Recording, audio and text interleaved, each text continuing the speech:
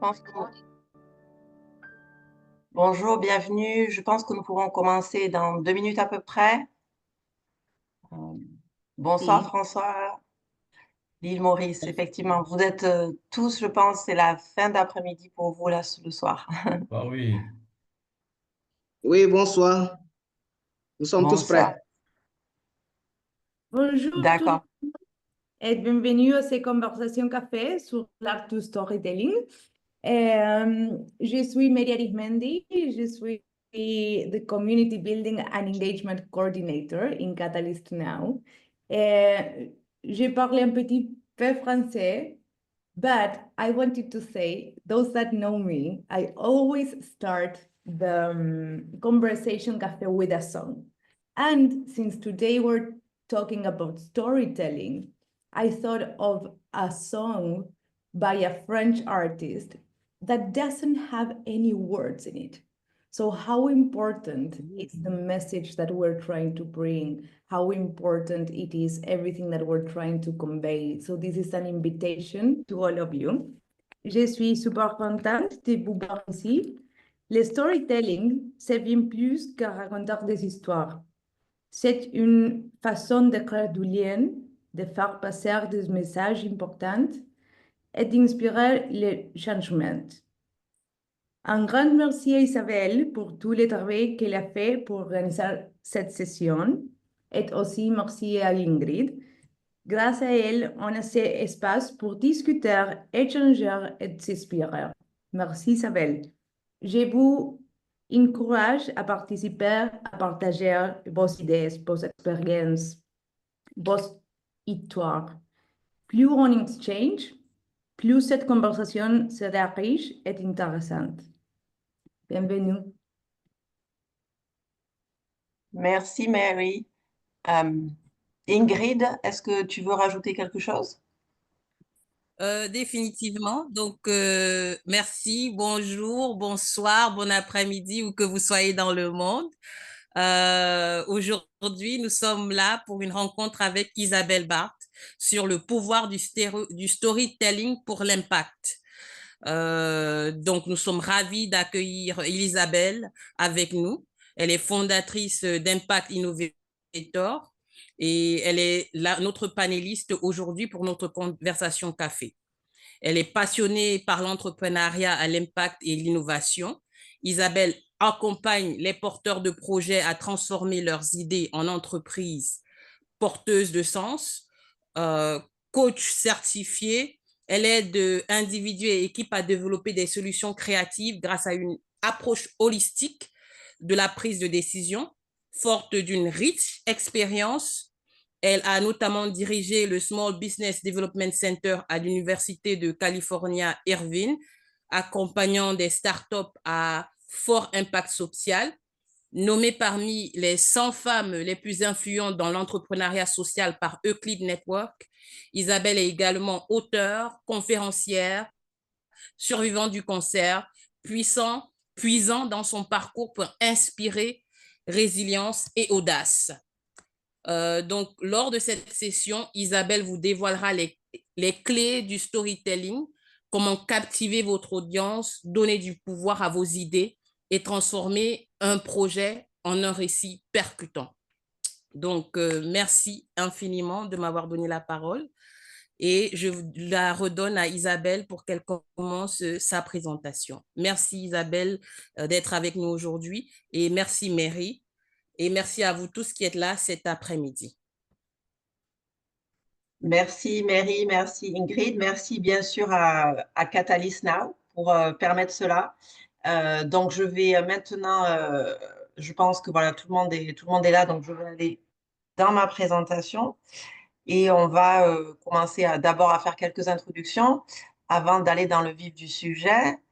Euh, voilà, donc je pense que vous pouvez tous voir mon écran et mes slides. Donc, vous avez vu ce slide juste auparavant. N'hésitez pas à mettre votre nom, votre pays, votre organisation dans le chat. Si c'est possible, je sais que parfois il y a des problèmes de connexion, donc je comprends que parfois vous ne pouvez pas mettre votre vidéo, mais si vous le pouvez, clairement ce sera agréable de voir votre visage. Et bien sûr, c'est interactif. Donc, n'hésitez pas, Ingrid est là aussi pour regarder le chat ou le Q&A. Donc, s'il y a quoi que ce soit, des questions, des choses, je peux absolument m'arrêter, répondre aux questions. On peut en prendre bien sûr à la fin. Donc, c'est vraiment, le but, c'est d'interagir entre nous, de répondre à des questions, de s'entraider. Donc, c'est très, très interactif. Et bien sûr, je veux aussi être sûre d'entendre un peu vos histoires, vos succès, vos challenges aussi, mais j'aime bien l'idée de célébrer euh, voilà, ce que nous allons faire aujourd'hui. Et en plus, pour moi, la journée commence parce que je suis en ce moment en Californie, donc il est en fait 7 heures du matin. Donc c'est vrai que, en fait, il n'y a pas de meilleure manière pour moi de commencer la journée que d'avoir ce genre de conversation. Donc j'ai beaucoup d'énergie, voilà, je suis prête à entendre vos histoires à tous et partager quelques astuces ou quelques idées pour en fait qui pourraient vous aider dans votre aventure. Donc en fait, j'ai grandi en France, donc je suis française. Je suis maintenant franco-américaine, mais je suis française à la base. J'ai passé toute mon enfance et j'ai fait mes études en France. J'ai étudié le commerce. Je, bien que je sois en Californie depuis 23 ans, je suis de plus en plus maintenant en train de passer du temps en France, en Europe. Je travaille en tant qu'accompagnatrice et consultante et coach avec des startups ou des small business dans beaucoup de domaines différents. Donc, mon domaine de prédilection, c'est quand même l'impact, la sustainability. Alors, comme on dit en français, je crois durabilité. Il faut que je m'habitue parce que je dis tout le temps sustainabilité. Mais donc, tout ce qui est aussi lié à l'innovation et la tech, donc que ce soit clean tech, green tech, ag tech. Donc, l'université où je travaille parfois, il y a beaucoup d'agriculture tech, il y a beaucoup de blue tech. Donc, par exemple, des domaines aussi dans l'énergie, dans tout ce qui est aussi ocean preservation, ce genre de choses qui me passionnent. Et en fait, je travaille soit pour des startups directement, mais principalement aussi pour des universités. Donc, je travaille par exemple pour la National Science Foundation aux États-Unis en tant qu'instructrice pour aider des chercheurs de l'université à transformer leur technologie et voilà, leur recherche en comment commercialiser la recherche. En Blue Economy, je travaille aussi en partie sur un projet au port de Barcelone, en Espagne, pour aider des startups qui donc travaillent dans le domaine soit portuaire, soit de l'océan. Je suis très intéressée pour avoir aussi plus de contacts possibles sur l'Afrique ou le monde francophone, je vais dire, pour utiliser mon français un petit peu plus, parce que j'aime beaucoup faire tout ça en français. Euh, et voilà, donc je vais vous parler principalement aujourd'hui du sujet de storytelling, de pitcher, comme on dit en anglais, parce que souvent, il y a des différences assez significatives entre la culture américaine, la culture européenne, bien sûr africaine probablement, que je ne connais pas aussi bien, je dois dire, mais vraiment comment se mettre en avant et aider à faire passer un message en fait de manière assez efficace, je dirais. Et en même temps, je vais aussi, avant la fin, j'essaierai de me rappeler de mettre mon LinkedIn dans le chat. Vous pouvez bien sûr vous connecter avec moi sur LinkedIn, je suis assez active. Donc aujourd'hui, bien sûr, l'idée, c'est vraiment de parler de comment raconter son histoire, mais bien sûr dans le but de convaincre, on va dire, que ce soit des futurs partenaires, investisseurs, etc., de nous joindre dans notre histoire. Parce que souvent, on est tellement, je veux dire, in it, donc vraiment dans ce qu'on fait tous les jours, dans tous les détails, qu'on a un petit peu de mal à prendre du recul et à se présenter à quelqu'un qui nous a jamais rencontrés, qui ne sait pas du tout ce qu'on fait. Et donc, la puissance d'un côté de pouvoir dire cette histoire, de pouvoir la présenter, que ce soit de manière très concise en 2 minutes ou que ce soit quand on fait un vrai pitch de 10 ou 12 minutes, comment pouvoir structurer ça. Et parfois, notamment avec des entreprises à impact ou des NGO, on a un peu tendance à se perdre dans toutes les bonnes choses qu'on fait, parce que j'ai aucun doute que vous faites tous du travail incroyablement important. Mais malheureusement, parfois, quand on veut raconter trop, l'histoire commence à se diluer et finalement, l'interlocuteur ne sait plus trop ce que vous faites ou quel est le focus vraiment de l'organisation.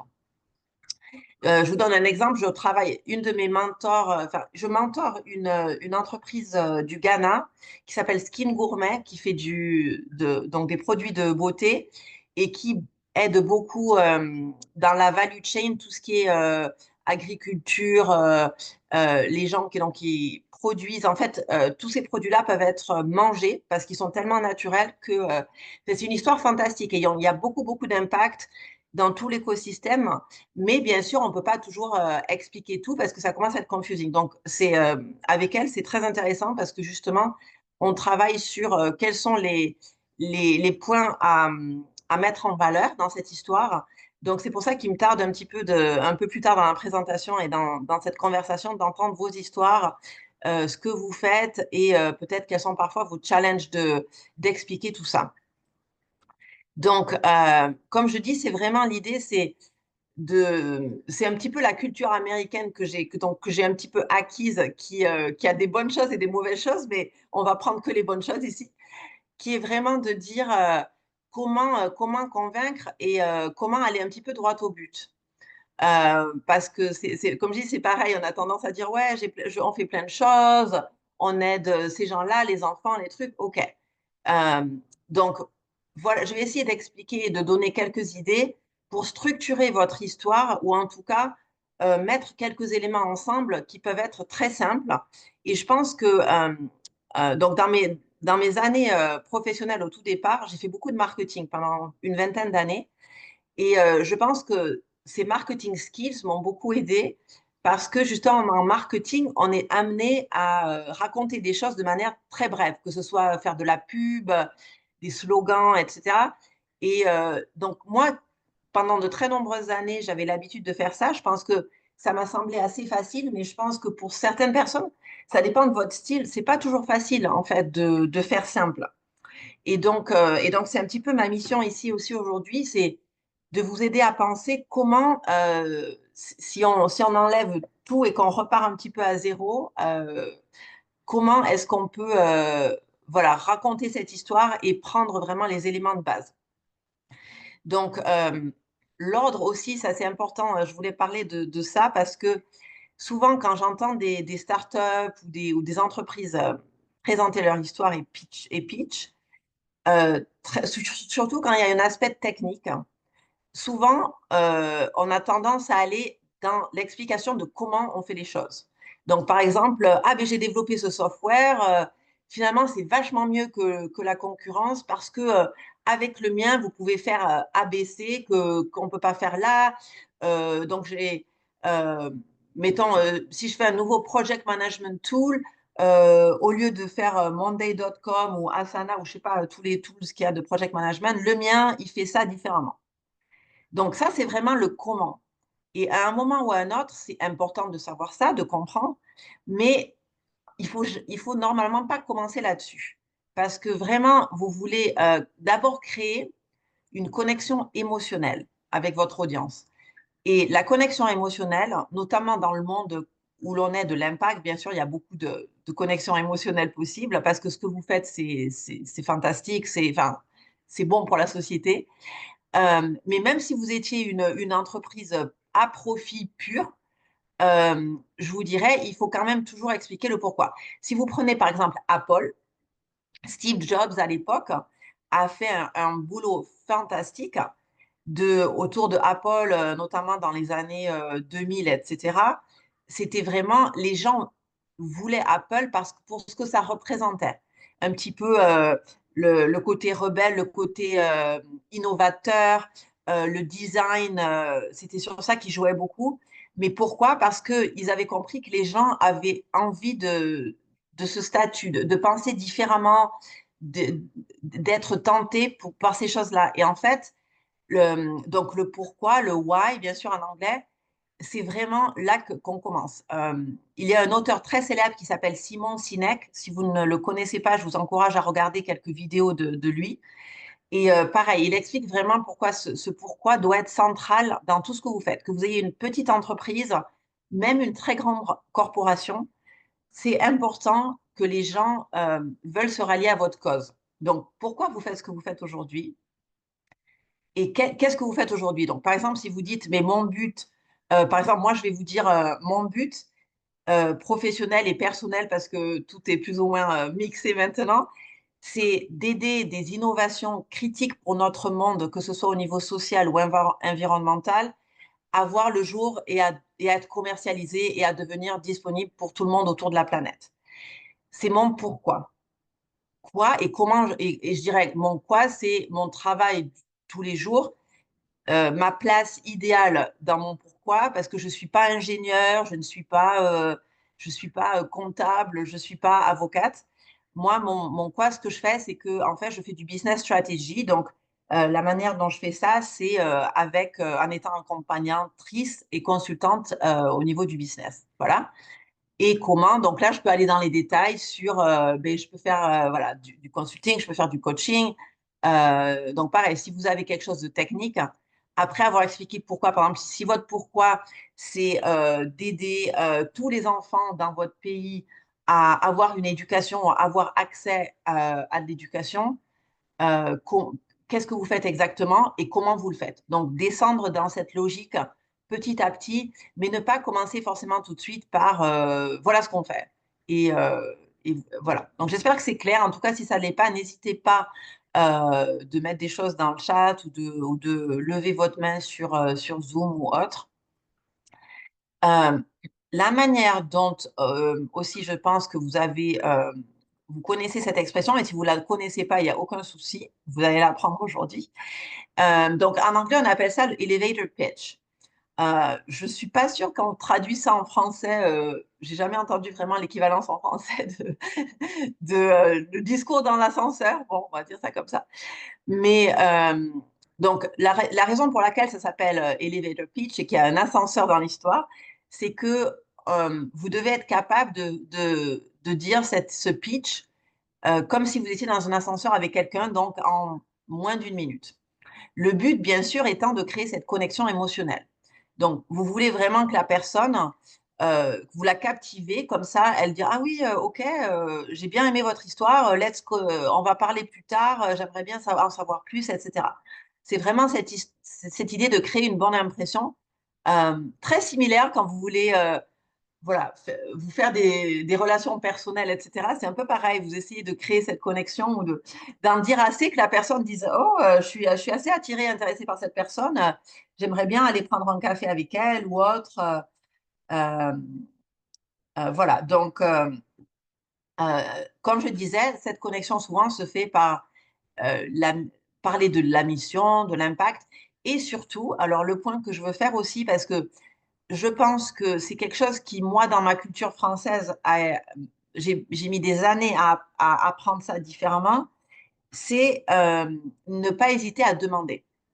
Donc, c'est-à-dire que c'est bien gentil de dire, voilà, je fais ci, je fais ça, mais c'est aussi important de dire, si jamais vous êtes intéressé, on cherche des volontaires pour nous aider, blablabla, ou que ce soit quoi que ce soit, mais qui est un petit peu, n'hésitez pas, parce que souvent on n'ose pas ou on se dit, bon, ça marchera jamais, etc. Mais au final, si on n'essaye pas, qui ne tente rien n'a rien. Donc, je pense que c'est aussi culturellement, et ça dépend peut-être de chacun de vos pays aussi, euh, clairement, l'imposteur syndrome, comme ils disent en anglais, donc notamment, c'est pareil, je pense que avoir de l'humilité, c'est très, très important, mais dans le business, parfois, on peut en être victime. C'est-à-dire, on n'ose pas se mettre en avant autant, alors qu'on a quand même beaucoup d'atouts, on est passionné par ce qu'on fait, donc il ne faut pas hésiter à aller, comme je disais avant, droit au but. Donc maintenant, après l'elevator pitch, je voulais un petit peu parler de la structure quand on va faire notre pitch deck. Donc, si on vous demande de venir faire une présentation, que ce soit pour parler de votre organisation ou pour recruter ou pour peut-être trouver des fonds, des subventions. Donc, souvent, la manière dont on structure le pitch, donc vraiment l'histoire, c'est celle-ci. Donc, aujourd'hui, je ne vais pas rentrer dans tous les détails de chaque point ici. Mais c'était pour vous donner une idée. En tout cas, pareil, certains d'entre vous ont peut-être déjà fait ça 1000 fois. et pour d'autres, c'est peut-être un peu plus nouveau. Donc, j'essaye de faire un petit peu, voilà, un niveau plus basique, comme ça, on a tous les mêmes bases maintenant. Donc, la première chose, c'est euh, pourquoi, donc, quel est le problème euh, qu'o- auquel qu'on essaye de résoudre. Donc, par exemple, ça peut être un aliment avec un des Sustainable Development Goals. Euh, et souvent, dans l'impact, je recommande effectivement de dire que vous alignez avec certains SDGs. Euh, je ne vais pas rentrer pareil dans trop de détails, j'en parlerai peut-être un peu après, mais je pense que si vous êtes déjà allé sur le site des United Nations, de l'ONU, chaque SDG a des metrics, c'est-à-dire si vous regardez chacun, ils ont plus de détails sur un petit peu comment ils vont mesurer. Et je dis ça parce que, par exemple, avec Skin Gourmet, donc ma mentee du Ghana, au départ, elle avait mis 6 ou 7 SDGs, y compris pas de pauvreté, etc. Et en fait, je lui disais, bon, bien sûr, parce que l'idée, c'est qu'au final, si tous les farmers peuvent être dans la value chain, si tout, enfin, effectivement, un jour peut-être, ça peut aider à remédier la pauvreté. Mais ce n'est pas forcément direct. Et certains de ces SDGs, quand vous allez dans les détails comme Global Health aussi, parfois, ça peut être un peu pas tout à fait ce qu'on pense. Donc, en tout cas, je vous recommande de vous aligner, si possible, avec 3, 4 maximum, peut-être, pas 10. Même si vous pouvez en faire 10, je dirais focus, c'est aussi important d'avoir du focus. Donc, pourquoi vous faites ce que vous faites aujourd'hui? Quelle est votre mission? Quel est le problème éventuellement que vous essayez de résoudre? Parce que ça crée vraiment la connexion émotionnelle. Donc, les gens vont dire, ah oui, bien sûr, on comprend qu'il y a trop de déchets plastiques partout dans le monde. C'est une horreur. Maintenant, on a tous, en être humain, des microplastiques dans notre corps. C'est vraiment horrible. Comment est-ce qu'on peut résoudre ce problème? Alors, vous voulez aussi être assez spécifique, parce que si vous me dites, je vais essayer de résoudre qu'il n'y ait plus jamais de faim dans le monde, qu'il n'y ait plus une personne qui est faim dans le monde, comme ils disent en anglais, No Hunger in the World, c'est un peu ambitieux comme goal tout de suite. C'est bien, mais comment on arrive à build up, je dirais en anglais. Donc, il faut aussi essayer de créer un problème qui c'est assez spécifique que moi, quand vous me présentez votre problème, je me dis, mais magnifique, vous arrivez à résoudre ce problème, vous avez une idée de comment le résoudre, enfin, de manière que ça ne va pas prendre 100 ans, quoi. Donc, le problème doit être bien frame, bien cadré. Et juste après, vous allez dire, voilà la solution. Voilà, nous, comment on a trouvé cette technologie, cette idée. On s'est structuré d'une certaine manière qu'on va résoudre le problème comme ça. Donc, c'est aussi très important de commencer comme ça parce que, surtout quand vous pitchez à des individus qui entendent 25 pitchs par jour, qu'est-ce qui va créer la différence? De nouveau, c'est déjà à la base, c'est créer cette envie, cette connexion émotionnelle qui disent waouh, là j'entends l'histoire de François, c'est vraiment incroyable. J'adore l'idée derrière ça, je comprends le problème ou ce qu'il essaye de faire et je comprends maintenant un petit peu la solution sur laquelle il se dirige. Ensuite, bien sûr, surtout quand on travaille dans le... Moi, je travaille beaucoup dans le for profit, c'est-à-dire des startups qui sont à impact, mais qui ont quand même un modèle pas traditionnel non-profit ou NGO. D'accord? Donc, il y a quand même l'idée de construire un business. Donc, bien sûr, s'il n'y a pas de business, il n'y a pas d'impact. Donc, c'est très important aussi de faire passer un message que vous êtes capable de créer un business, enfin, qu'il y a une proposition qui est claire sur comment vous allez notamment croître votre activité. Bien sûr, alors, je vais dire ici que si vous êtes une NGO ou non-profit, c'est aussi, c'est pareil, c'est aussi pertinent. Bien sûr, vous n'allez pas forcément insister peut-être autant sur tout ce qui est financier ou comment vous allez faire du profit.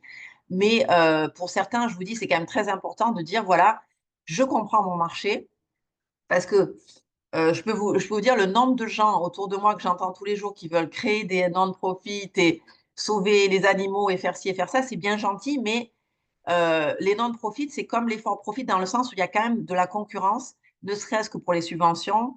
ne serait-ce que pour voilà, les futurs bénéficiaires ou clients. Donc, je pense que ce cadre business est quand même important dans toutes les situations.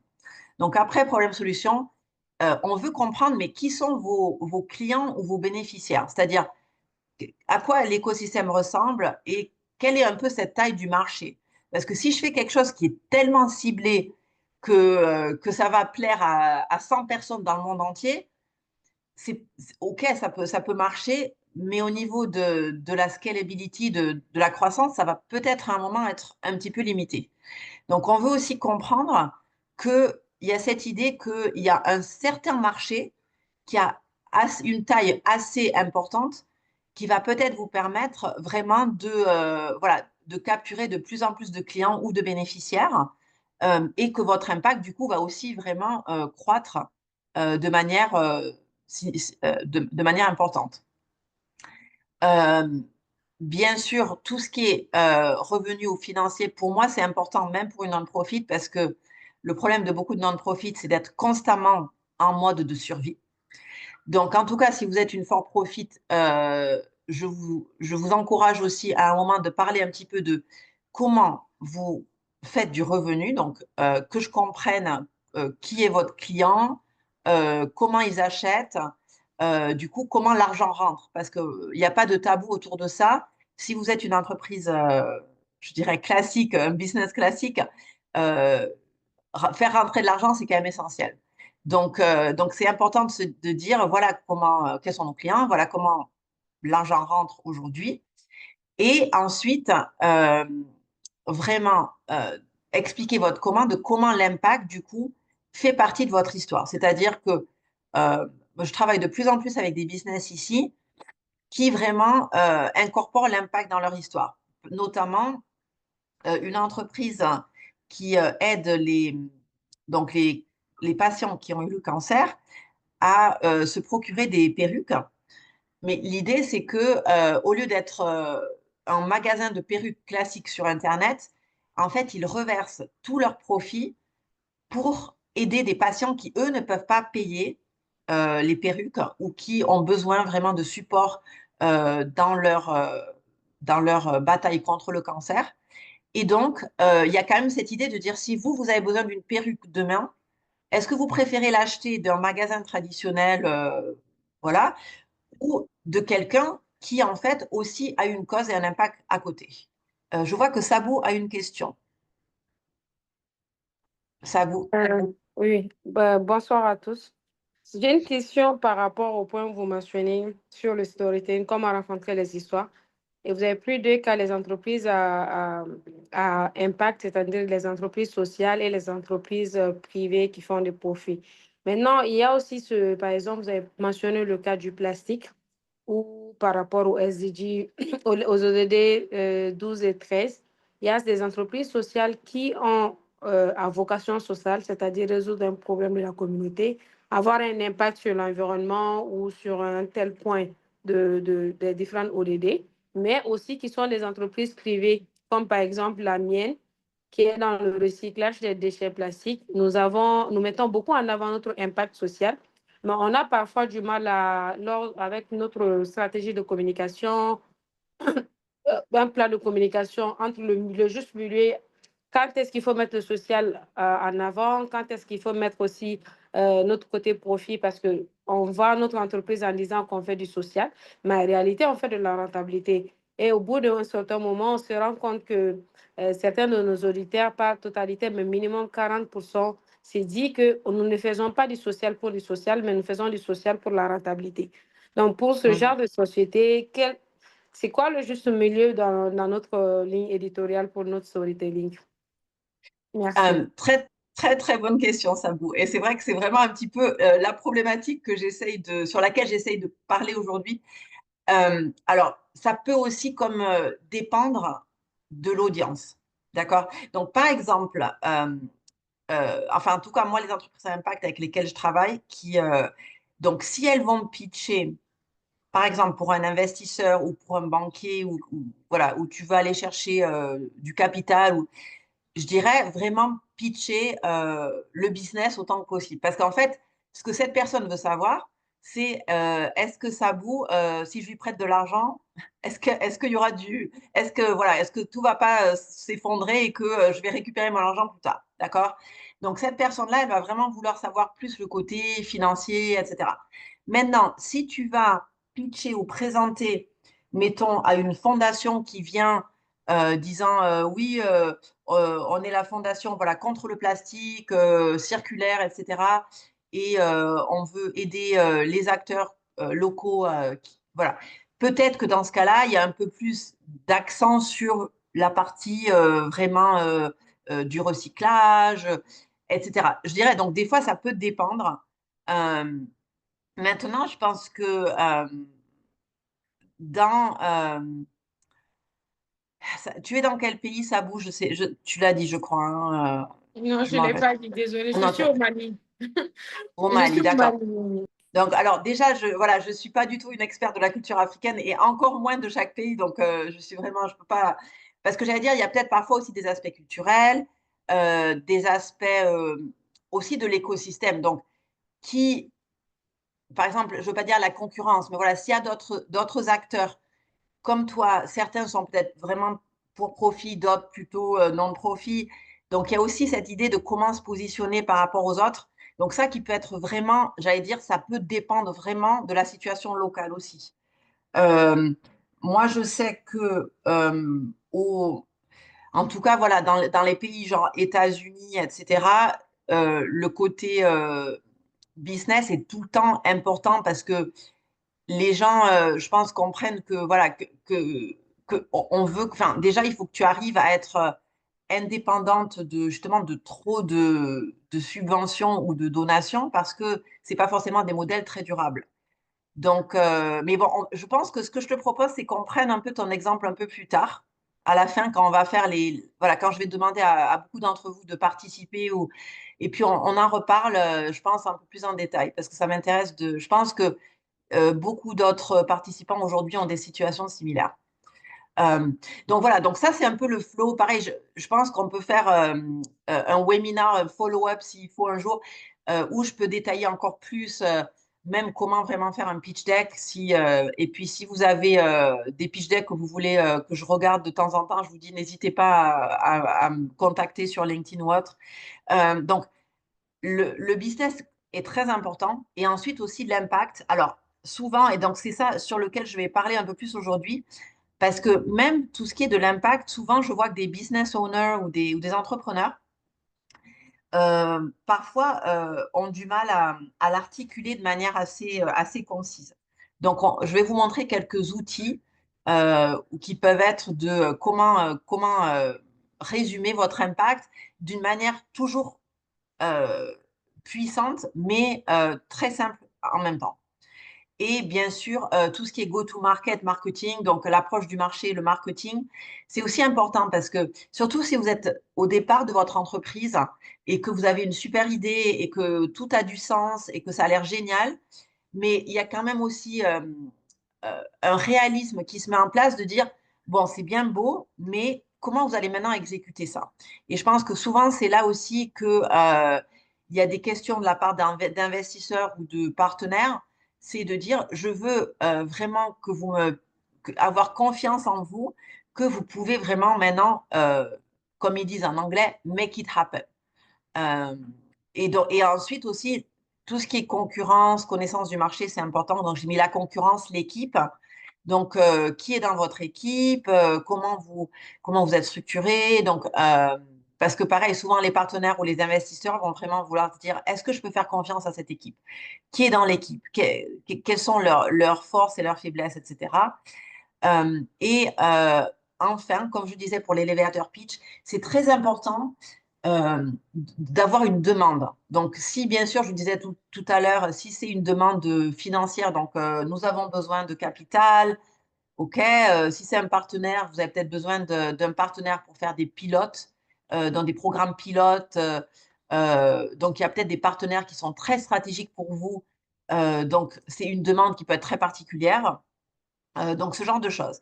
Mais c'est très important parce que, comme je disais tout à l'heure, parfois on oublie parce qu'on est tellement dans le storytelling, justement, de raconter notre histoire qu'on ne sait pas forcément donc, il ne faut vraiment pas oublier à la fin de dire, voilà comment vous pouvez m'aider. Donc, maintenant, je vais parler un petit peu du Impact Logic Model, modèle logique d'impact. Les photos sont en anglais, je suis désolée parce que je n'ai pas vraiment trouvé de matériel, voilà, de choses en français, mais c'est très simple. Donc, je pense que tout le monde ici va comprendre les mots qu'il y a. Il y a pas beaucoup de mots. Mais ce que j'adore dans cette idée de modèle logique d'impact, déjà, comme ça le dit dans le nom, c'est très logique. Donc, quand vous présentez ça à quelqu'un, il faut vraiment pas voilà, réfléchir longtemps avant de comprendre la logique. Et c'est magnifique parce qu'en quelques minutes, quand quelqu'un va très bien comprendre, et je pense qu'on pourra faire quelques cas concrets parce que je vois qu'on a des personnes ici, par exemple, une association d'enfants malentendants, dans l'éducation, on a aussi des programmes de leadership, voilà, ce genre de choses. C'est parfait pour parler un petit peu de à quoi votre Impact Logic Model peut ressembler. Quand on a ce modèle, on commence toujours par la droite.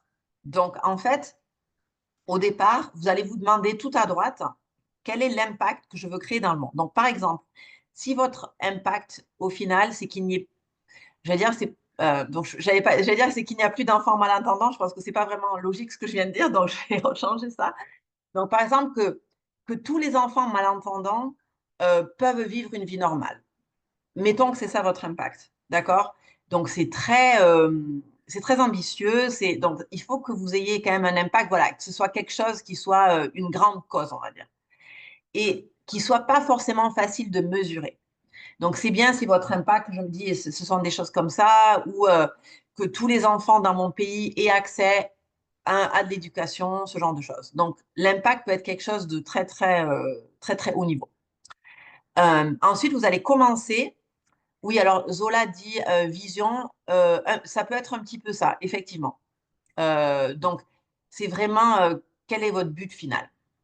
Ensuite, vous allez commencer à aller vers la gauche, donc un petit peu à reculons, et vous allez vous dire, bon, quels sont le genre de outcomes, de choses que je vais devoir produire qui vont avoir vraiment, j'allais dire, qui vont avoir un impact sur l'impact. Oui, ça c'est un peu, je répète un peu, mais c'est-à-dire, par exemple, si vous êtes dans l'éducation, quelles sont les choses aussi que vous allez pouvoir commencer à mesurer qui vont vous dire que vous avez du progrès vers votre impact. Donc, par exemple, ça peut être on va augmenter le nombre d'enfants malentendants qui vont pouvoir avoir une éducation dans une école normale. Enfin, je dis un peu n'importe quoi juste pour donner des exemples. Donc, ou alors, si vous avez un programme de leadership, augmenter le nombre d'enfants qui vont avoir un training en termes de leadership de 25%. Voilà. Quelque chose qui, en général, vous allez pouvoir dire, on arrive à le mesurer et on sait que, voilà, qu'on fait des progrès. Ensuite, vous allez continuer du coup à aller de nouveau vers la gauche, en arrière, et dire, bon, pour arriver là, quels sont le genre de output, c'est-à-dire quelles sont les choses que nous devons produire qui vont aider à ça. Donc, vous voyez, c'est assez logique de dire, bon, si on parle d'éducation, etc., probablement il y a des formations ou des choses, des webinaires, que ce soit, ou des choses en personne, des trainings qui vont devoir avoir place.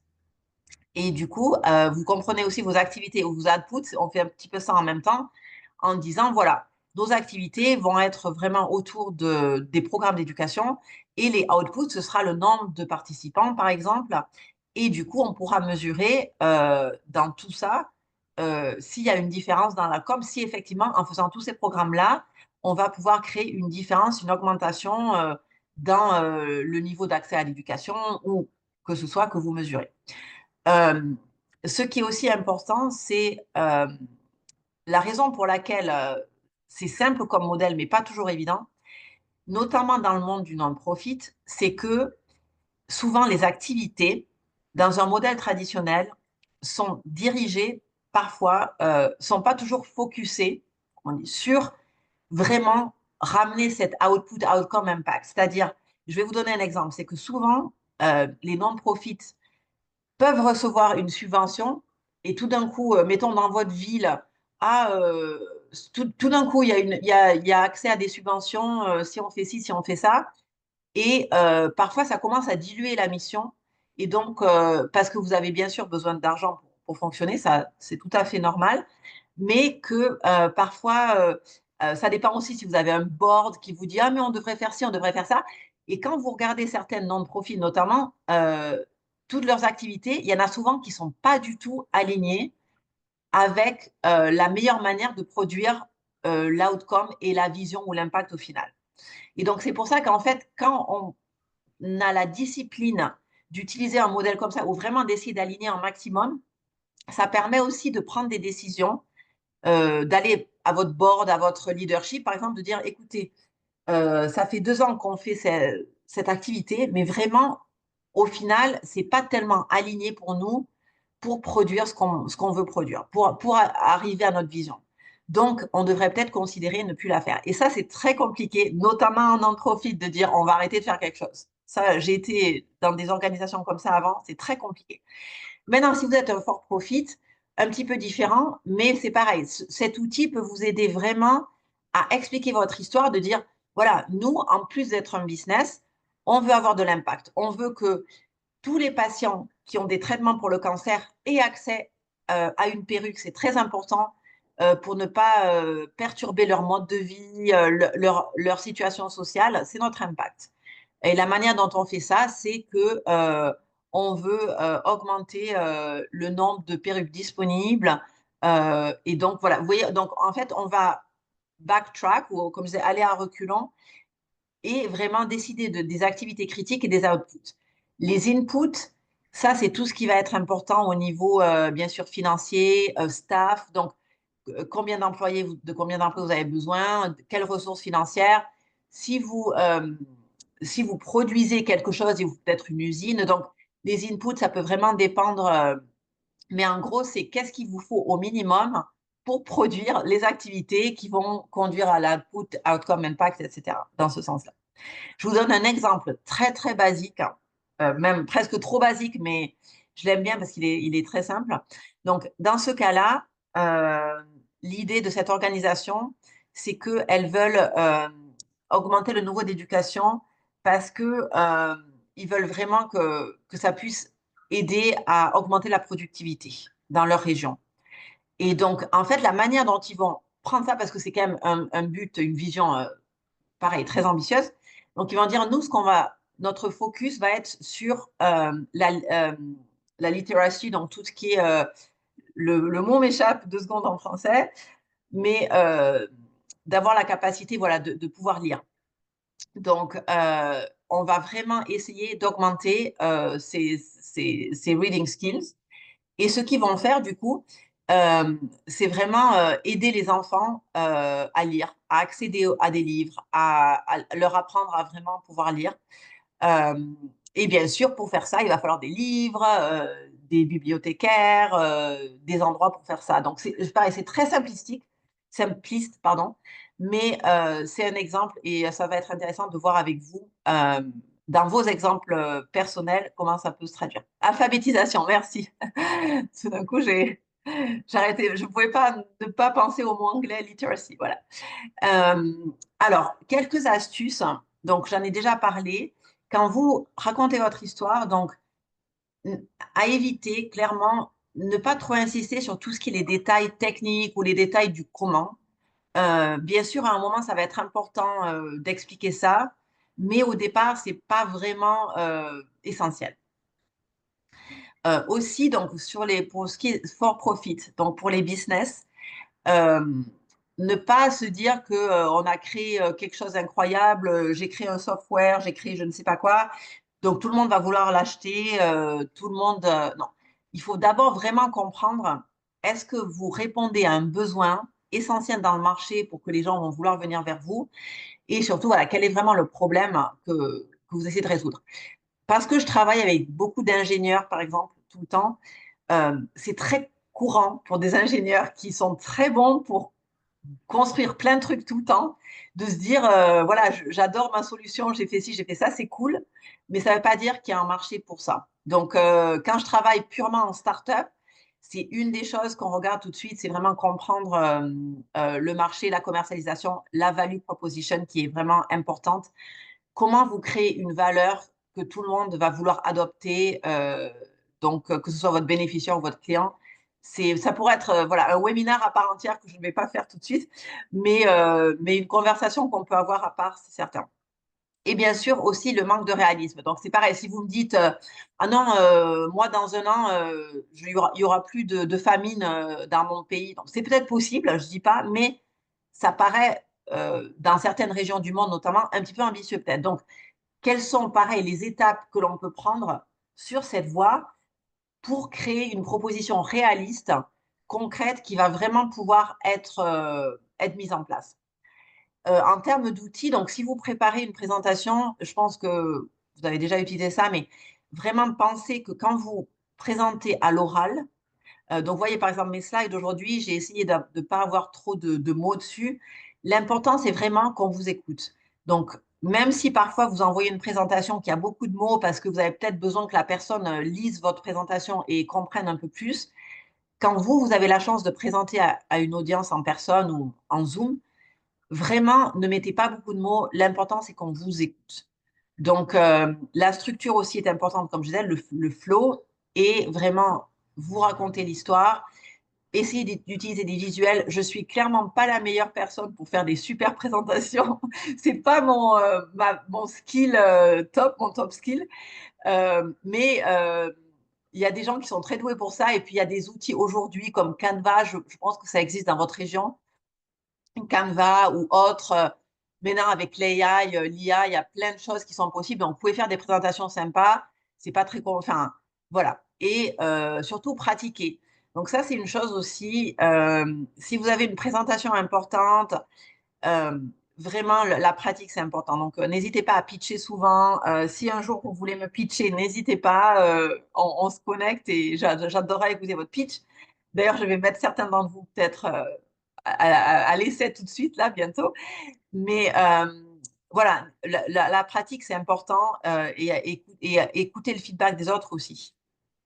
Voilà, donc l'idée, c'est que maintenant, alors d'abord, je vais arrêter de partager parce que j'aime pas tellement voilà, parler trop longtemps parce que je veux vraiment entendre vos questions, vos idées. Donc, l'idée, c'était que je regarde Mary et Ingrid, on a 27, donc en gros 24 participants. Donc, peut-être qu'on n'a pas besoin de faire un breakout. Mais avant de parler un peu plus concrètement, est-ce qu'il y a des questions sur ce que j'ai présenté ou des choses qui sont qui n'étaient pas claires pour vous ou que je peux expliquer différemment? Moi, j'ai une Non, question, c'est François Marc ici. Oui, François?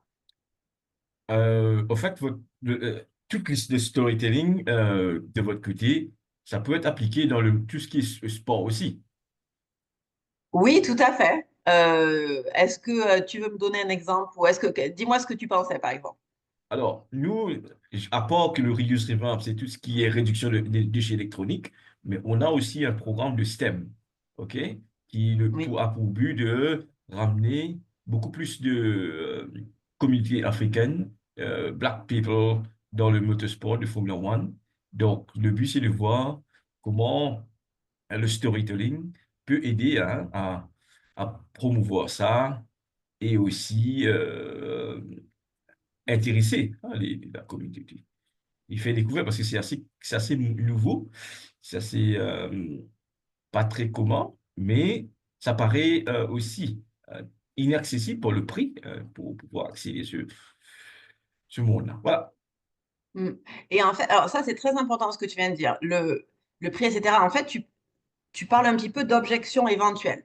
Donc c'est vrai que par exemple, si vous êtes dans un domaine où il y a peut-être des idées préconçues, ou par exemple de dire, ah mais je pourrais jamais faire, enfin, le monde de la, tu m'as dit Formule 1, c'est ça, ou dans certains sports, c'est ça? Ouais, ouais, c'est Formule 1. Formule 1, hein, c'est bien ce que tu as dit, voilà.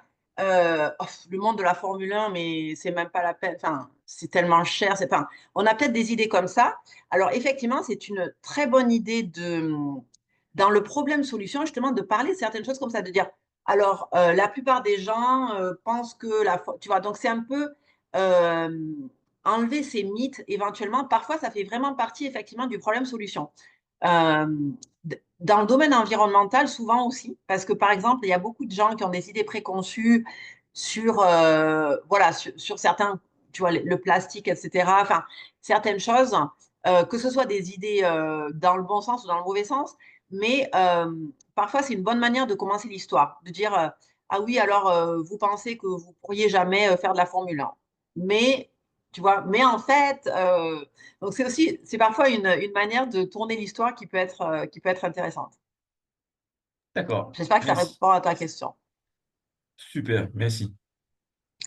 Euh, qui d'autre a des questions? Bon, enfin, en tous les cas, on va passer un petit peu à la partie justement un petit peu plus de partager entre nous. Donc on a effectivement un slide ici. Euh, voilà, donc maintenant, j'étais vraiment curieuse un petit peu, et donc je vais vous demander à certains d'être un petit peu volontaires ou de vouloir partager, soit donc votre elevator pitch, si vous en avez déjà fait, et j'aimerais bien savoir d'ailleurs si certains d'entre vous ont déjà, voilà, ou veulent essayer, voilà, de me dire en une minute ce que fait votre organisation ou votre business, et voilà, voir si dans cette elevator pitch, on peut vraiment comprendre le pourquoi, quoi, comment. Et peut-être, voilà, qu'est-ce que vous demandez ou qu'est-ce qui est important pour vous euh, au jour d'aujourd'hui en tout cas. Donc, je ne sais pas qui veut se lancer ou qui veut partager un petit peu euh, donc leur histoire ou leur organisation. Euh, je regarde, je sais qu'il y en a qui ont mis des choses dans le chat. Euh, et je pense qu'on a un peu de non-profit et du for-profit. Elvis, parfait. Umoja Sport. Est-ce que tu m'entends, Elvis? Oui, Oui, voilà. merci pour la présentation. Je l'ai suivi avec... ouais. Merci pour la présentation. Je l'ai suivi avec beaucoup d'intérêt et c'est quelque chose que je vais peut-être revenir, je vais chercher votre email. Mais là, j'en profite pour présenter mon organisation. Je vais encore vous envoyer ma présentation, peut-être pour un feedback. En fait, Umoja Sport, Umoja, c'est un nom swahili qui signifie unité, c'est-à-dire nous utilisons le sport comme un outil pour rassembler les membres de la communauté. Une fois ensemble, nous commençons à discuter des problèmes sociaux qui empêchent notre développement. Et nous essayons d'explorer les voies et moyens pour trouver des solutions durables. Alors, nous utilisons également le sport comme un outil d'éducation, c'est-à-dire nous avons des curriculums de jeux qui sont déjà créés, qui adressent des objectifs mondiaux particuliers comme l'égalité homme-femme, comme la bonne santé, le bien-être, ainsi de suite. Alors, nous avons commencé Umoja Sport parce que le taux d'éducation en République démocratique du Congo est parmi les plus bas. Et nous avons analysé, nous avons trouvé que cette situation conduit à un taux élevé de pauvreté des ménages, d'inégalité de sexe, de criminalité juvénile, d'ignorance des enjeux sanitaires et environnementaux.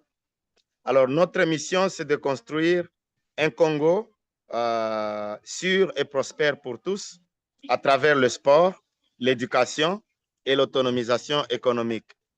Et notre vision, c'est de faire en sorte que les jeunes d'aujourd'hui, d'ici 2035, qu'ils soient des jeunes conscients des problèmes de leur communauté, des jeunes capables de trouver des solutions innovatives et durables aux problèmes de leur communauté. Alors, nous avons 3 programmes clés, comme je l'ai dit, le sport, l'éducation et puis l'autonomisation économique. Nous avons également quelques données, mais je ne pourrai pas éterniser la parole. Comme ça, je vous enverrai la présentation entière. Merci beaucoup. Merci, Elvis. Et c'est donc, est-ce que c'est une non-profit ou une for-profit Umoja? Il me semble que c'est plutôt une non-profit. C'est une non-profit. D'accord. Non, C'est très une intéressant. non-profit. Mais j'en profite, ma question que je vais vous poser quand je vais avoir votre email, c'est comment pouvons-nous shifter vers l'entrepreneuriat social? Oui, Nous ne voulons oui, pas continuer à dépendre des dons, mais nous voulons oui. également à mesure de commencer à créer des fonds qui rentrent directement dans le programme? Voilà Oui, la question que j'avais. oui, en Oui. fait, c'est exactement, c'est le travail que je fais beaucoup. Justement, du côté non-profit, vraiment, mon focus, c'est aussi d'aider les non-profits à créer des social enterprises, justement pour arriver à avoir des sources de revenus tout à fait qui sont pas toujours dépendantes de donations et de subventions, parce que c'est là où ça peut aider à la croissance. Donc, je pense que c'est intéressant d'explorer des manières de faire ça. Sabou, je vois que tu as ta main levée aussi. Oui, je vais m'apprêter au jeu aussi de faire l'élévateur pitch pour ma Super. structure. D'accord. J'avais déjà fait il y a pas longtemps, donc je vais essayer de connaître votre point de vue sur comment j'ai structuré l'élévateur pitch. Bon, j'ai été le caméra pour optimiser l'Internet. D'accord. OK. Bonjour à tous. Aujourd'hui, je vais vous présenter EcoBuild Mali. Pourquoi? Qu'est-ce que nous faisons? EcoBuild Mali transforme les déchets en opportunités pour un avenir plus durable.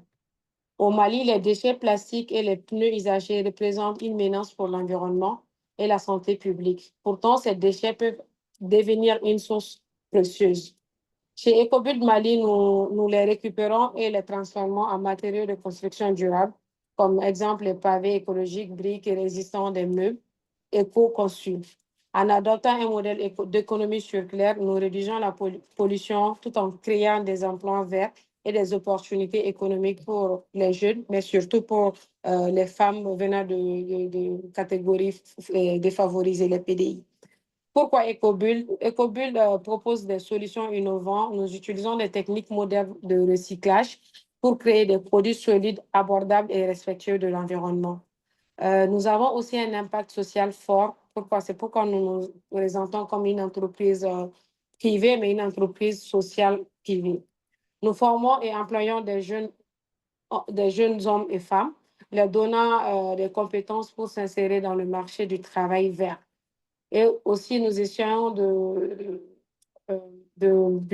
construire un modèle réplicable, un modèle d'économie circulaire qui est tout à fait nouveau pour notre région, mais qui est aussi une solution, ou peut-être une solution étendue vers d'autres villes, pas seulement au Mali, mais en Afrique, tout en contribuant ainsi à la gestion durable des déchets à grande échelle. Et notre ambition, c'est de construire d'abord un Mali plus propre, où les déchets ne sont plus une menace, mais une source ou un service de développement durable, mais surtout présenter les déchets comme de l'or non utilisé en Afrique. Merci. Alors, très belle histoire. Donc, effectivement, c'est. Donc, j'appellerais pas ça un elevator pitch, mais c'est pas une critique, ça bout. C'est. Oui.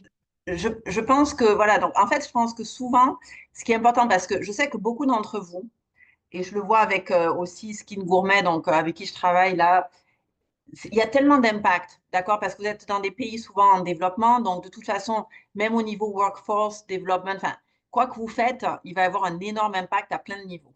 Donc la question parfois, c'est comment voilà, avoir un focus peut-être un peu plus particulier. Donc par exemple, c'est vrai que tu pourrais choisir, donc si c'est vraiment l'environnement, donc, où tu peux simplement dire, nous allons résoudre le problème des déchets au Mali en mettant des programmes de recyclage en place. Et tout en faisant ça, nous allons pouvoir développer du travail et notamment pour des jeunes générations. Tu vois, enfin, donc je pense que en fait, tu peux faire une version de ce que tu viens de faire en 1 minute maximum. Et, euh, et je pense que c'est un bon exercice que tu devrais essayer juste pour toi parce que de temps en temps, je pense que tu sais, l'attention des gens aujourd'hui, bon, on a tous, je pense qu'on t'a tous très bien écouté et moi j'ai bien aimé l'histoire, mais malheureusement, tu vois, si vous étiez tous à pitcher ici, 25 personnes, un après l'autre, il faut vraiment, tu vois, aller au point, quoi. Donc, je dirais juste que ça peut être utile d'avoir une version comme la tienne, qui est un peu l'histoire, tu vois, j'ai pas chronométré, mais exactement, mais avoir une qui en 30 secondes, peut-être, si tu devais vraiment tout résumer. Donc, je pense que c'est un action item possible pour toi, c'est dans ce cas-là, quel est le essential de prendre pour un quick pitch? Super, en tout cas, bravo. Maintenant, alors, Zola, c'est ça? Oui, Zola. Ah, tu es muted. Tu es en mute. D'accord, je dis merci. C'est Voilà. une très belle expérience parce que j'ai l'habitude de prendre du temps pour parler de Teach for Chad, notre organisation, mais aujourd'hui, je le fais peut-être sur 60 secondes, mais c'est un bon début pour moi. Donc, OK, donc, moi, c'est le docteur Zolandonita, je suis le CEO de Teach for Chad. Et au Tchad, le système éducatif ne répond pas aux besoins des communautés. Et nous avons trois problèmes majeurs. C'est l'accès à l'éducation pour les enfants, la qualité de l'éducation qui ne répond pas aux besoins et surtout le maintien des enfants dans le système éducatif. Mais dans tout ça, il y a beaucoup des inégalités. Et nous constatons qu'en milieu rural, beaucoup des enfants ne sont hors du système ou ne bénéficient pas d'une éducation de qualité parce qu'il n'y a pas des enseignants de qualité. Et donc, nous voudrions qu'un jour, tous les enfants du Tchad, où qu'ils naissent, qu'ils soient dans un village, puissent avoir accès à une éducation de qualité et puissent bénéficier des compétences de vie pour leur permettre de bénéficier des mêmes opportunités que tous les autres enfants. Et comment nous entendons faire ça? Nous voudrions attirer dans le système éducatif les meilleurs jeunes diplômés qui doivent être formés et placés dans des écoles rurales défavorisées afin qu'ils puissent enseigner ces élèves issus du milieu rural et qu'ils leur transmettent des compétences de leadership et aussi renforcer leurs résultats académiques. En fin de compte, nous voudrions avoir des jeunes qui ont une éducation qui répondent à leurs besoins, qui puissent se développer eux-mêmes, développer leur communauté et ensuite développer leur pays. Nous pensons qu'en faisant cela, nous pourrions contribuer à un développement durable dans notre pays, le Tchad. Merci. Magnifique. Vous êtes tous excellents. Vous êtes tous, enfin, je suis vraiment impressionnée la manière dont vous arrivez à présenter, articuler vos arguments. Mais c'était, enfin, merci Zola, c'était très clair. Franchement, quand j'entends ça, qui ne veut pas venir t'aider? Tu es très convaincant déjà. J'aime beaucoup la passion et tous, hein, même auparavant, je sens vraiment la passion quand vous présentez. Déjà, ça c'est très important parce que je pense qu'au niveau humain, on le sent ou on le sent pas. Donc c'est clair que vous êtes tous passionnés et c'est très clair pour moi aussi ce que tu fais, le problème, enfin le but que tu as de voir l'accès à l'éducation, c'est vraiment vraiment well done, vraiment super super bien fait. Donc en tout cas, j'adore. Merci beaucoup. Vraiment, vous êtes tous, je suis super impressionnée. Donc, j'espère qu'en tout cas, voilà, je vais dire, mais j'espère que je vous ai apporté quelque chose parce que vous êtes super déjà dans vos pitchs. Isaac, tu es prochain. Est-ce que tu m'entends, Isaac? Oui. J'entends. Bonsoir, bonsoir à toutes. Merci Bonsoir. pour cette présentation. Alors, mon nom, comme vous l'avez bien dit, c'est Tienebego Ibrahim Isaac. Donc, je prends bien sûr la parole au nom de l'association Action Éthique Burkina Faso. Alors, je m'avais rapidement présenté notre association. Nous sommes une association, une jeune association qui tend à la promotion de la RSE. La RSE, c'est la responsabilité sociétale des entreprises. Nous nous sommes rendus compte au Burkina Faso, c'est pour les ONG et pour les entreprises, c'est un volet des objectifs de développement durable qui n'est pas très bien pris en compte dans l'élaboration des politiques dans leurs entreprises et dans leurs ONG. Donc, nous, notre association, c'est de faire la promotion de tout ce qui est objectif développement durable, de tout ce qui est PAC mondial et donc de la RSE. Donc, en cela, nous avons également des projets que nous voulons mener. Nous sommes en train de répertorier toutes ces ONG et toutes ces entreprises au Burkina Faso et nous sommes également en train de travailler afin que les premiers dirigeants puissent adhérer et puissent mettre en place des structures, des départements de RSE au sein de leurs entreprises. Et qui parle de responsabilité, parle également d'une bonne gouvernance, parle également d'éthique, parle également de moralité. dans les entreprises et dans les ONG. Alors, un de nos projets phares actuellement, vous êtes sans savoir que notre pays, le Burkina Faso, est en train de traverser une crise. Voilà. Et nous avons des zones inaccessibles actuellement. Et nous voyons que les populations dans ces zones inaccessibles, surtout les enfants, n'arrivent plus à avoir une bonne alimentation. Donc, notre projet, c'est de pouvoir apporter de pouvoir apporter à ces enfants-là une très bonne alimentation. Donc, nous sommes en train de travailler sur ça. Voilà, pour aider ces enfants aujourd'hui, entre griffes, malnutris, à pouvoir avoir ne serait-ce que une bonne alimentation pour pouvoir survivre face à toutes ces épreuves. Donc, voilà un peu brièvement ce que fait notre association. Merci. D'accord. Donc, je pense qu'il y a, pareil, beaucoup de choses, bien sûr, qui sont admirables, qui sont. Donc, je pense que là où c'est simplement un peu plus compliqué peut-être de comprendre, c'est le lien entre la responsabilité sociale des entreprises et les enfants. Donc, je pense que c'est la partie qu'il faut peut-être être sûr de clarifier, je dirais, Isaac. Enfin, je suis peut-être que je n'étais pas complètement sûre de. Je vais compléter ce que M. Isaac vient de dire. Oui.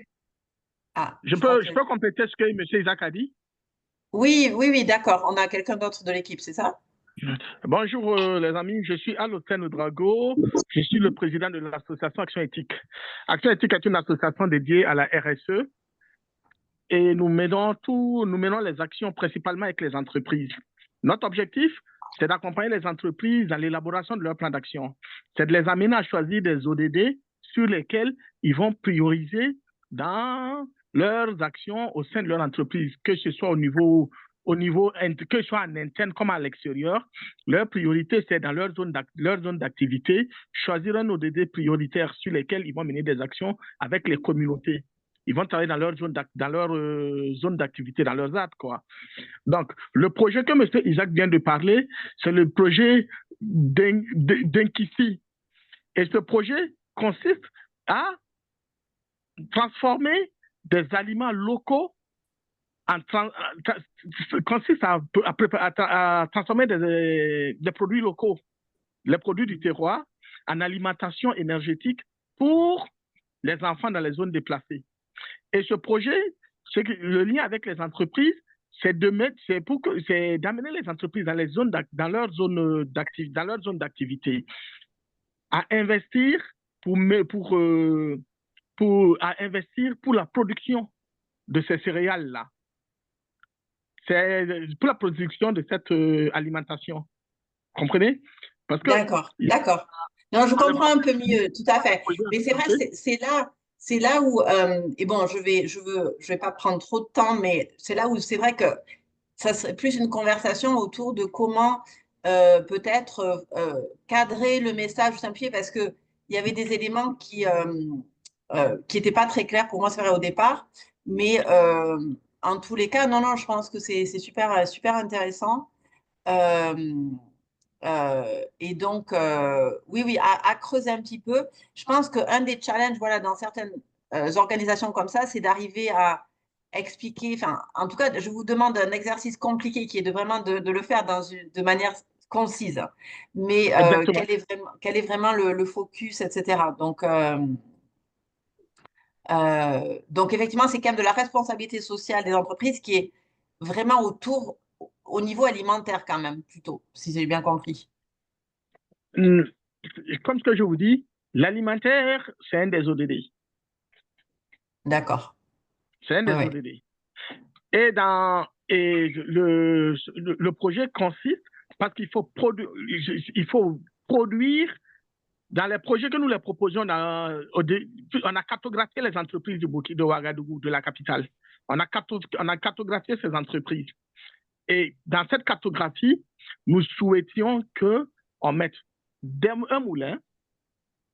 Nous sommes une organisation à but non lucratif. Nous sommes une association, nous sommes une OBNL. Donc, nos membres sont des entreprises. Les membres de notre association sont principalement des entreprises. Et ces entreprises-là, on les amène dans le cadre d'un des ODD qu'ils auront choisi. De songer aussi à ajouter cet ODD sur l'autosuffisance alimentaire. Et de pouvoir financer, de pouvoir accompagner notre association. Nous, on installe qu'on appelle ça, on installe un comité qui va se charger de la qui sera un comité, on nous installe un comité à qui nous donnerons du travail, ça c'est d'un, à qui nous donnerons du travail, et nous allons récupérer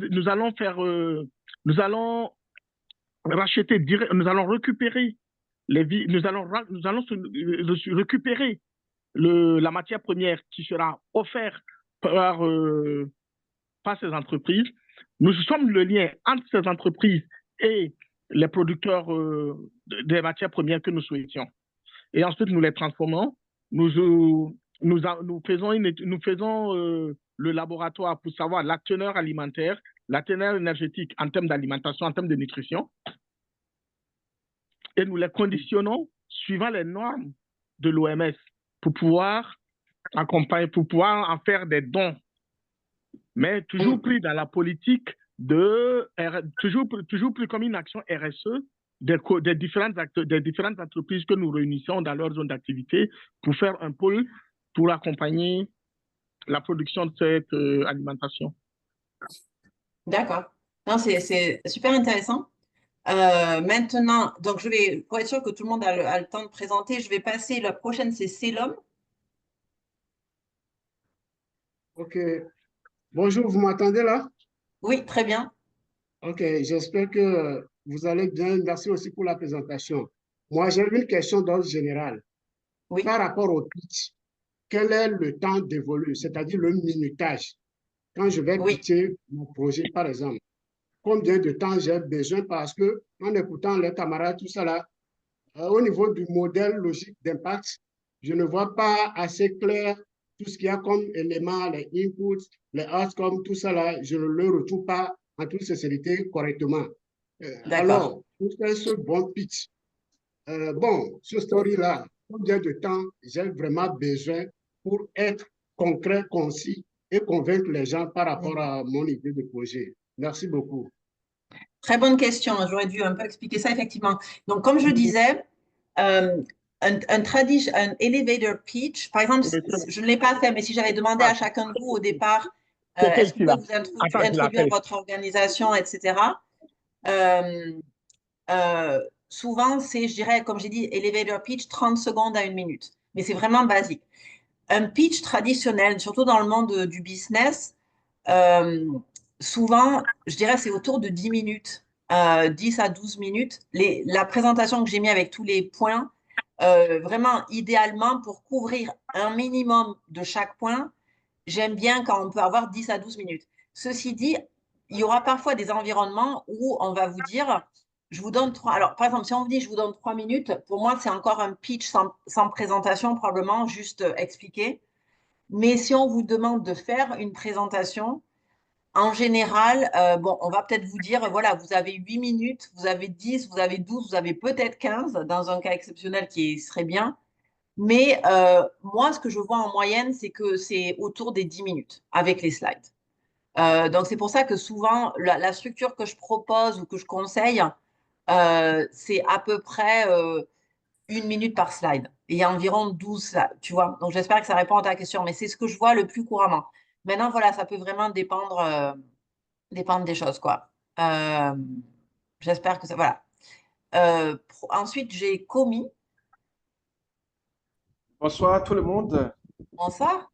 Merci pour la présentation. Je voudrais aussi présenter mon organisation que je représente ici.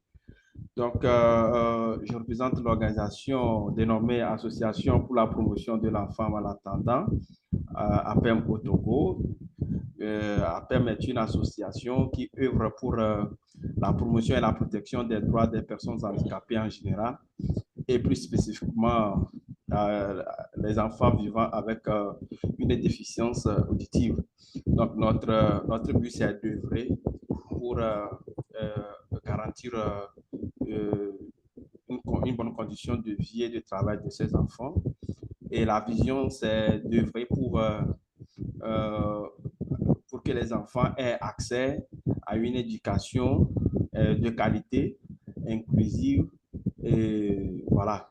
Donc, les activités que nous menons, donc nous avons créé des écoles. L'association a déjà créé 2 écoles inclusives au Togo. Voilà ce que nous faisons. Et puis, nous essayons aussi de former les enseignants à langue des signes, les parents d'élèves également. Donc, voilà ce que nous faisons. D'accord. Et si je peux te demander, juste par curiosité, donc, l'association aide les enfants malentendants à vivre, donc être inclus, vivre une vie normale. Est-ce qu'il y a aussi une aide, par exemple, est-ce que la plupart de ces enfants peuvent bénéficier d'un appareil auditif ou de thérapies qui vont les aider à entendre mieux, ou c'est pas vraiment une option, ou c'est vraiment juste ne pas résoudre leur handicap, mais plutôt les aider à vivre une vie plus normale? L'une des activités de l'association est d'abord la sensibilisation sur les causes, signes et les mesures de prévention de la surdité, puisque selon l'OMS, 60% de la surdité peut être évitée si nous changeons de comportement. Par exemple, l'usage des cotons-tiges, les coups physiques sur la tête, etc., constituent l'une des causes de la surdité. Or, nous constatons avec regret que dans notre société, aujourd'hui, les enfants subissent toujours les violences physiques sur la tête, et l'usage de ces cotons-tiges qui est aujourd'hui une chose moderne. Donc, nous allons dans les communautés pour les sensibiliser afin de changer de comportement. Maintenant, nous avons une autre activité qui est le dépistage auditif, où nous faisons des audiences foraines dans la communauté et surtout dans les écoles, où les enfants sont diagnostiqués par notre équipe médicale, et ceux qui ont des petits soucis sont référés vers les hôpitaux partenaires pour une meilleure prise en charge. Et dans la prise en charge, il y a certains enfants qui sont appareillés. Il y en a d'autres, c'est juste les bouchons de cérumen. Donc, on essaie de faire le lavage des oreilles. Donc, il y a cet accompagnement aussi. Donc, en dehors de l'éducation, puisque vous constatez avec nous que malgré les efforts de nos autorités, les enfants handicapés sont toujours écartés de l'éducation. Donc, nous travaillons justement pour qu'ils aient accès à cette éducation. Voilà. D'accord, super, merci beaucoup. Ensuite, j'ai Miantom. Ok, merci beaucoup. C'est moi, Miatom Papin, je suis au Tchad. Et moi, par contre, j'aimerais pitcher un produit dans le cadre d'une entreprise qui a pour objectif de faire du profit. D'accord. D'accord. Donc, bon, on va aller sur la base d'un jury, comme je suis en train de pitcher. OK? Oui. Donc voilà, cher jury, je suis venu aujourd'hui devant vous pour vous vendre une solution prometteuse qui est la suivante, c'est le piment Forti Plus. Donc cette solution, c'est un piment que nous essayons donc de fortifier et nous le vendons donc dans différents contenants de 500 mg, 250 mg et 100 mg, selon donc les tailles des différents marchés que nous avons pu donc structurer. Et comme vous le savez, les maladies carentielles, c'est-à-dire les maladies nutritionnelles carentielles, sont donc la cause de beaucoup de problèmes chez les êtres humains à travers le monde. Nous avons les carences en fer qui sont observées sur 30% de la population, carences en vitamine A qui est observée dans 28% également de la population. Nous avons 2 milliards de personnes qui souffrent également de carences en iode, ainsi que 17% de la population mondiale qui souffre de carences également en zinc. Donc, nous proposons donc cette solution qui, en même temps, pourrait boostez votre appétit lorsque vous mangez. Et en mangeant, vous faites également un apport des éléments des micronutriments pour solutionner donc ces problèmes-là. Et comme vous le savez, les micronutriments ne peuvent être que apportés à travers des aliments que vous consommez. Et nous, donc, vous donnons donc à travers cette solution un concentré des micronutriments donc, pour vous prévenir contre ces maladies carentielles. Notre solution ici est vendue sur le marché à différentes couches de marché en fonction également des prix. Donc, nous avons structuré les prix pour permettre à ce que chaque classe sociale puisse avoir donc accès à ces produits. Nous faisons face à un défi majeur qui est donc lié à l'emballage au Tchad. Nous sollicitons donc votre financement pour pouvoir améliorer la qualité de notre emballage et pouvoir donc atteindre un plus grand public et pouvoir atteindre également les rayons des supermarchés pour pouvoir donc vendre ces produits. Voilà un peu en quelque sorte le produit que nous sommes venus vous vendre. Merci. Non, il y a beaucoup de... Pareil, très bien, un petit peu, c'est clairement un peu plus long qu'un elevator pitch, mais très, très bien, très structuré à mon avis, assez clair sur donc les clients, donc les différentes options du produit, où il est vendu donc, dans les marchés, etc. Donc effectivement, en termes de comprendre, et puis le challenge, donc bravo pour avoir mis une demande à la fin qui était donc d'aider avec le packaging, je trouve que c'est important. Donc, je pense que la structure était vraiment, vraiment bien faite aussi. Ouais, super. Et puis, je vois que tu étais préparé pour, peut-être que tu as déjà fait ce pitch dans une compétition ou quelque chose comme ça. Donc, c'est bien. Ouais. On a Merci. quelques minutes. Non, vraiment très bien. Et je pense qu'en fait, effectivement, aujourd'hui, on avait un mélange de non-profit et de for-profit ici. Donc, j'espère que ce que je vous ai présenté a pu résonner avec vous, que vous soyez du côté for-profit ou non-profit. Et sachant que, voilà, quoi qu'il arrive, il y a le social enterprise au milieu. Même si vous êtes non-profit, je pense que, voilà, penser à des solutions de générer des revenus quand même d'une certaine manière, c'est essentiel aussi. On a vraiment 5 minutes maximum qui nous restent, donc je voulais juste savoir s'il y avait des derniers commentaires ou des questions. Donc, comme j'ai dit, je crois que Mary avait mis mon LinkedIn. J'ai vu que je crois que certains sont déjà connectés avec moi. N'hésitez pas. Et Mary ou Ingrid, est-ce qu'il y a des dernières choses que vous voulez rajouter avant la fin?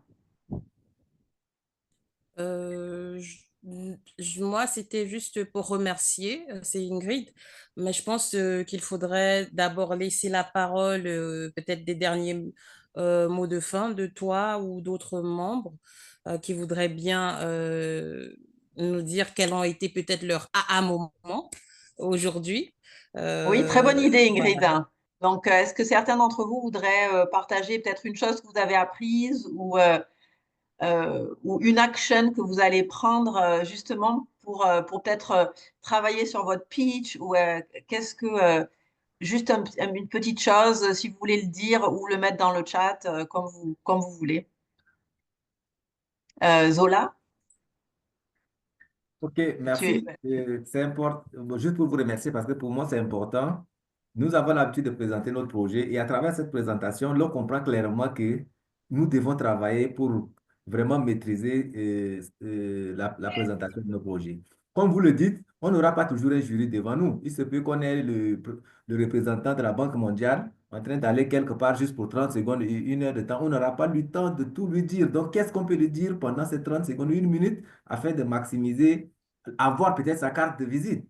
Donc, merci pour ça et nous savons qu'il y a un travail à faire pour maximiser l'impact et structurer nos pitchs et surtout avoir plus de chances de contact dans les grands événements si nous nous rendons. Merci beaucoup. merci. C'est l'homme. OK, merci beaucoup. Merci pour la présentation. Je suis très content. Là, je trouve que, bon, le truc est un peu plus axé sur tout ce qui est entreprise, un peu social. Mais quant à certaines comme les ONG qui sont purement dans le social, non pas à but lucratif, si je ne sais pas, il peut y avoir de nuances par rapport à la présentation de leur projet, par rapport à tout ce qui est un peu économique, parce que il faudrait des données, combien est-ce que j'ai besoin, combien je vais dépenser et les données, quoi. Vous voyez, donc du coup, Je ne sais pas si avec les deux structures qui ne sont pas tellement, ou bien, voilà, qui n'ont pas la même vision, est-ce que, enfin, cette présentation peut aller pour les deux. Au cas contraire, moi, j'essaie d'adapter par rapport à mon contexte de fonctionnement, mon contexte de structure pour avancer. Donc, merci beaucoup.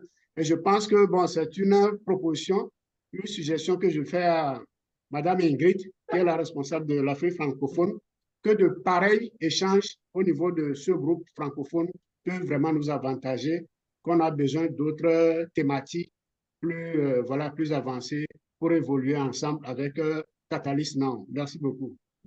Merci. Et puis en plus, il y a Merci. beaucoup de pays représentés. C'est fantastique. On a beaucoup de pays représentés. Komi? Oui, je voudrais aussi à mon tour remercier tout le monde et vous remercier pour la présentation. Moi, ce que j'ai appris aujourd'hui, c'est que avant, quand nous présentions nos organisations, nous essayons d'utiliser beaucoup de mots. Et donc, nous croyons que qu'en utilisant beaucoup de mots, nous allons convaincre notre interlocuteur, mais à travers cette formation, nous nous sommes rendus compte que ce n'est pas aussi idéal d'utiliser beaucoup de mots, mais il faut être beaucoup plus succinct et maximiser l'essentiel en quelques secondes, en quelques minutes pour pouvoir être bien écouté. Et de deux, il faut aussi bien structurer nos présentations. Donc, j'ai appris cette Merci, chose-là. oui. Voilà. Très important. Et j'aime, tout à fait ce que tu dis. Effectivement, parfois, on se dit que le plus on en dit, le mieux c'est. Et en fait, souvent, ce n'est pas le cas. Et c'est très difficile de couper, effectivement. Sabou? Oui, déjà, je vous remercie pour la présentation et les différentes remarques. Et je reçois mon collègue qui vient de parler tout à l'heure. Et aussi des conseils pour Ingrid et Mary pour le côté francophone. Je suggère que ce genre de présentation, surtout pour Catalyst, qui est majoritairement composé d'entrepreneurs sociaux et non sociaux, mais qui tous, chacun à son niveau, travaillent sur les différentes ODD, de voir comment on pourrait carrément faire des sessions de coaching, pourquoi pas, ou des modules de formation pour présenter nos différentes activités, nos différents ateliers et aussi voir le networking qui peut en décoller et surtout la meilleure façon de présenter parce que on ne sait pas quand est-ce que l'opportunité peut être présentée à nous. Ça peut être là tout de suite et il faut être prêt dans toutes les éventualités. Merci beaucoup à Isabelle encore pour la présentation et les différentes remarques. Merci et j'espère que j'aurai l'occasion de vous revoir de nouveau prochainement. Ingrid, on est à l'heure finale.